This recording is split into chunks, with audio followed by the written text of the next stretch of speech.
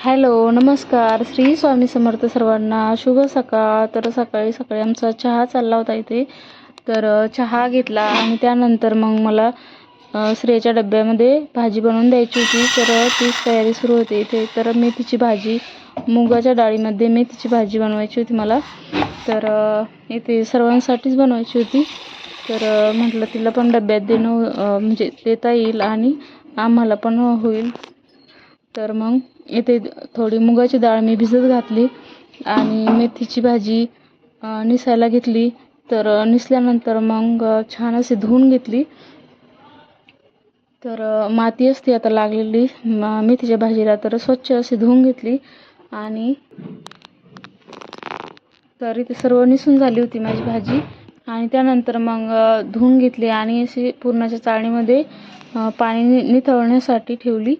तर त्यानंतर मग इथे हिरव्या मिरच्या घेतल्या भाजीत टाकण्यासाठी. हिरव्या मिरच्या, लसूण घेतला आणि भाजी छान अशी बारीक चिरून घेतली. त्यानंतर मग कढईमध्ये तेल टाकलं आणि हिरव्या मिरच्या, लसूण मिक्सरमधून बारीक करून घेतला. तर इथे कढईमध्ये तेल टाकलं 2-3 उबळ्या. तर तेल चांगलं तपू दिलं आणि त्यानंतर मग मोहरी टाकली. तर त्यामध्ये मोहरी टाकली आणि जिरं माझं डब्यामधलं संपलं होतं. तर मग भरणीतून जिरं घेतलं, ते टाकलं. तर इथे थोडे जिरं आणि म्हणजे आणूस तर मग थोडी मोहरी माझी थोडी करपली होती. तर मग जिरं टाकलं आणि त्यानंतर मग हिरवी मिरची, म्हणजे हिरवी मिरचीची पेस्ट करून घेतली होती, लसूण हिरवी मिरचीची. तर ती टाकली. ती छान असं तळू दिली, म्हणजे त्याचा कच्चा वास जाईपर्यंत तळू द्यायचा आहे. आणि त्यानंतर मग मी इथे मेथीची भाजी टाकली. मेथीची भाजी आणि मुगाची डाळ टाकून घेतली आणि त्यामध्ये थोडं हळद टाकली थोडी चवीनुसार. आणि हिरवी मिरची आणि लसणाच्या जी पेस्ट केली होती त्यामध्येच मी मीठ टाकलं होतं. तर मग मी नंतर काही मीठ टाकलं नाही त्यामध्ये. आणि गरम पाणी केलं आणि ते गरम पाणी त्या भाजीमध्ये टाकून घेतलं. तर छान अशी भाजी झाली होती. तर मेथीची भाजी, मूग डाळ मेथीची भाजी अशी मुगाची डाळ टाकून, तर खूप छान भाजी झाली होती. छान लागते अशी भाजी. आणि त्यानंतर मग माझी साय साचली होती थोडी. तर इथे मग तूप बनवलं मी. तर दिसायला ते थोडं दिसतं व्हिडिओमध्ये, पण 2 वाट्या तूप होतं.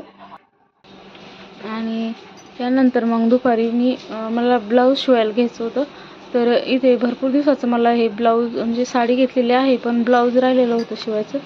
तर मग अशा फुगाबाया मला शिवायच्या होत्या. तर फुगाबाया स्लीव, तर भरपूर दिवसाची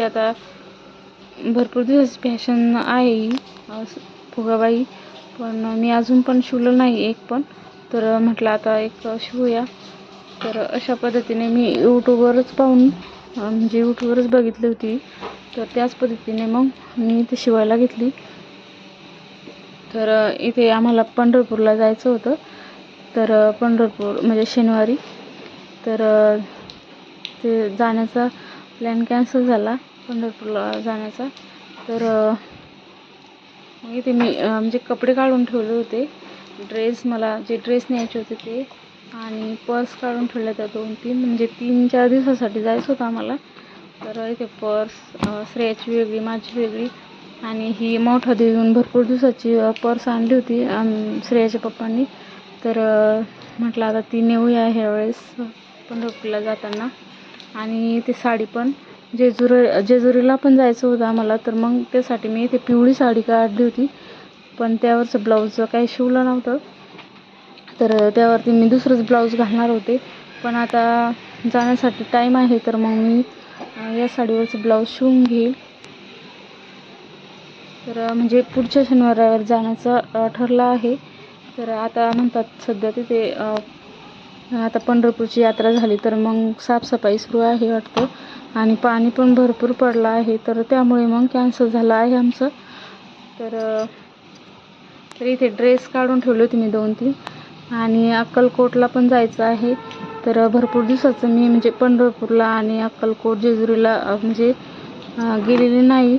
दुसऱ्या ठिकाणी गेलेले आहे, पण हे 2-3 ठिकाणी मी अजून गेलेलीच नाही, तर म्हटलं आता योग आलेला आहे तर छान आहे, पण कॅन्सल झालं. तर मी आणि श्रेया आम्ही आमची तयारी करून ठेवली होती, तर जाण्याचं कॅन्सल झाल्यामुळं आम्ही नाराज झालो होतो दोघीजणी.